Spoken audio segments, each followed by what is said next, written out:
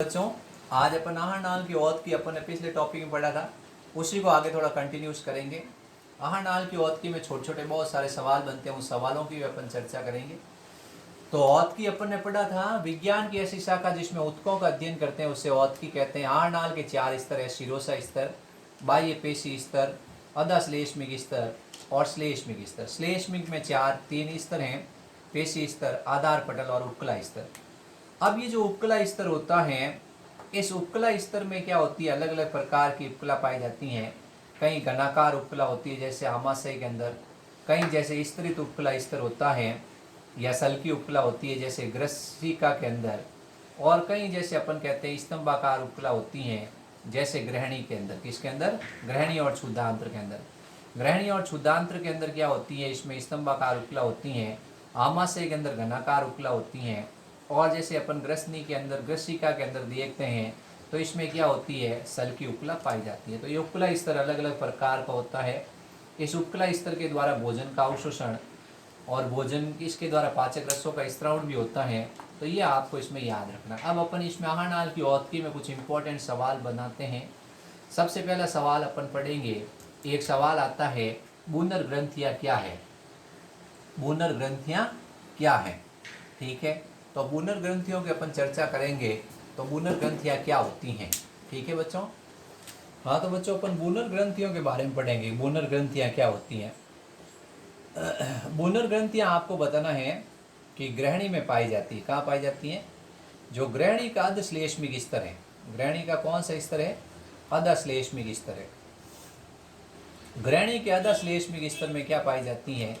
कुछ विशेष प्रकार की लसिका ग्रंथियों का समूह होता है। बूनर ग्रंथियों पे क्वेश्चन पूछा, बूनर ग्रंथियाँ क्या हैं, तो आप बताओगे ये ग्रहणी की दीवार में पाई जाती है। ग्रहणी का जो अधश्लेष्मिक स्तर है, इसमें जो लसिका ग्रंथियों का समूह है उसको अपन क्या कहते हैं?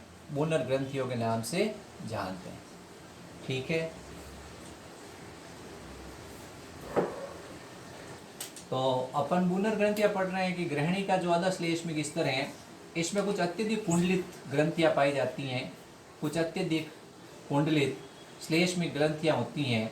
इन अत्यधिक कुंडलित श्लेष्मिक ग्रंथियों को अपन क्या कहते हैं? बूनर ग्रंथियों के नाम से कहते हैं। बूनर ग्रंथियों से क्या होता है? एक विशेष प्रकार का पाचक रस स्रावित होता है। एक विशेष प्रकार का पाचक रस स्रावित होता है। इस पाचक रस में कोई एंजाइम नहीं होता। जैसे पित्त रस में कोई एंजाइम नहीं, वैसे इसमें कोई एंजाइम नहीं होता है। बूनर ग्रंथियां हैं, इनके द्वारा जो रस निकलता है ये ग्रहणी के भीतर की ओर फैल जाता है।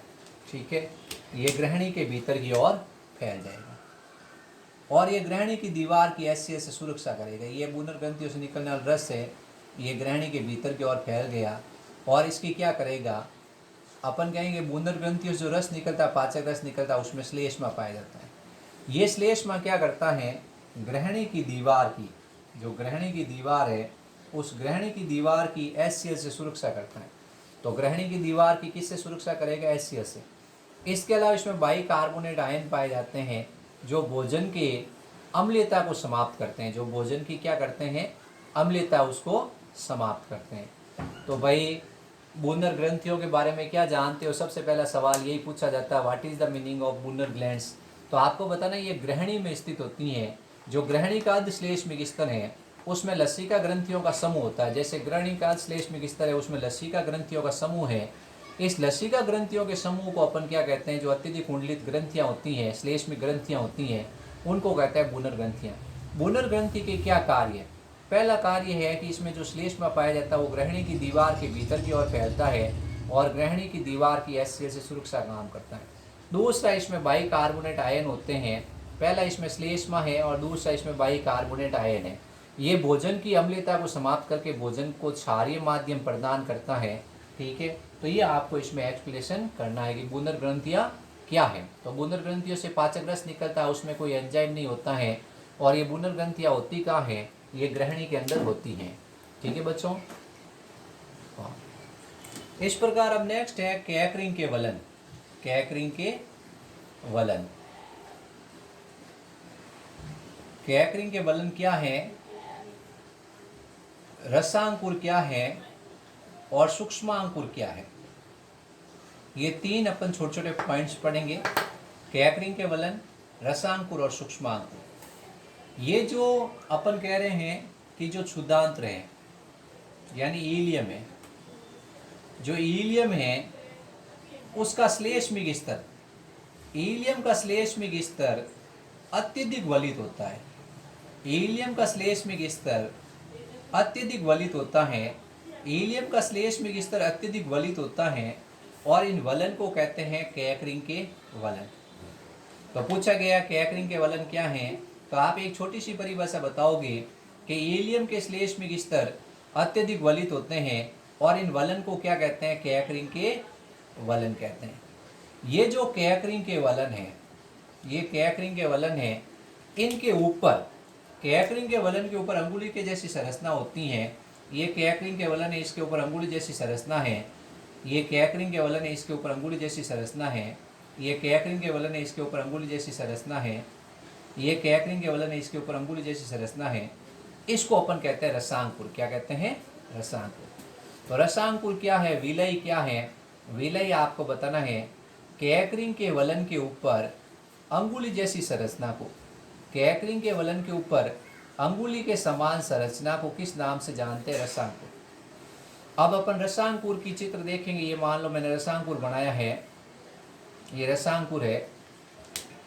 रसांकुर के अंदर की तरफ क्या होती है, एक लस्सी का केशिका होती है, इस तरह से लस्सी का केशिका, ये लस्सी का केशिका। और रसांकुर के भीतर की तरफ क्या होती है, एक रक्त केशिका, ये रक्त केशिका है, ये रक्त केशिका। तो इसमें लस्सी का केशिका और रक्त केशिका होती है। ये रसांकुर है। रसांकुर में क्या क्या दिखाई देगा आपको, रसांकुर में एक तो आपको दिखाई देगा लस्सी का केशिका, लस्सी का केशिका। एक इसमें दिखाई देगी रक्त केशिका और एक इसमें क्या दिखाई देगी, चिकनी पेशी, चिकनी पेशी। तो तीन तरह की संरचनाएं हैं, लस्सी का केशिका, रक्त केशिका और चिकनी पेशी। एक रसांकुर के चारों तरफ 1000 सूक्ष्मांकुर होते हैं। एक रसांकुर के चारों तरफ कितने हजार सूक्ष्मांकुर होते हैं, 1000 सूक्ष्मांकुर होते हैं। ये एक छोटे छोटे बाल जैसी संरचना होती हैं। तो आपने क्या देखा कि एक तो लस्सी का केशिका है, एक रक्त केशिका है और एक चिकनी पेशी है। और इसके चारों तरफ, एक रसांकुर के चारों तरफ क्या होते हैं, 1000 सूक्ष्मांकुर होते हैं। ये ब्रुश बॉर्डर बनाते हैं। ये क्या बनाते हैं, ब्रुश बॉर्डर।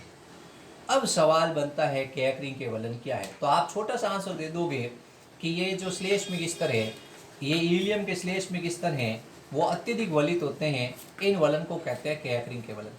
कैकरिंग के वलन के ऊपर, कैकरिंग के वलन के ऊपर अंगुली के समान संरचना होती हैं, उसको कहते हैं रसांकुर। क्या कहते हैं, रसांकुर। अब रसांकुर के बाहर क्या है और भीतर क्या है, तो रसांकुर के बाहर आपको बताना 1000 सूक्ष्मांकुर है जो ब्रुश बॉर्डर बनाते हैं और भीतर की तरफ रक्त केशिका, लस्सी का केशिका और चिकनी पेशी पाई जाती हैं। अब ये जो कैकरिंग के वलन हैं, ये रसांकुर हैं और सूक्ष्मांकुर हैं, इन तीनों का कार्य क्या है। जो कैकरिंग के वलन है, रसांकुर है और सूक्ष्मांकुर हैं, अब तीनों का कार्य क्या है। इन तीनों का कार्य है, ये क्या करते हैं, अवशोषण के तल को बढ़ाते हैं। किसके तल को, अवशोषण का जो तल है उसको बढ़ाते हैं, जिसके कारण भोजन अधिक समय तक रुका रहता है। जिसके कारण क्या होगा, भोजन अधिक समय तक रुका रहता है। तो ये अवशोषण के तल को बढ़ाते हैं और भोजन अधिक समय तक क्या रहता है, रुका रहता है। तो इसके द्वारा अवशोषण का तल बढ़ेगा, भोजन अधिक समय तक रुका रहेगा और भोजन का अधिक से अधिक पाचित भोजन का अवशोषण होगा, पाचित भोजन का अवशोषण होगा। तो ये पाचित भोजन के अवशोषण में क्या करते हैं, बहुत ही इंपॉर्टेंट रोल प्ले करते हैं कि भाई रसांकुर, सूक्ष्मांकुर और कैकरिंग के वलन को नष्ट कर देंगे तो क्या होगा, ये नष्ट हो जाएंगे।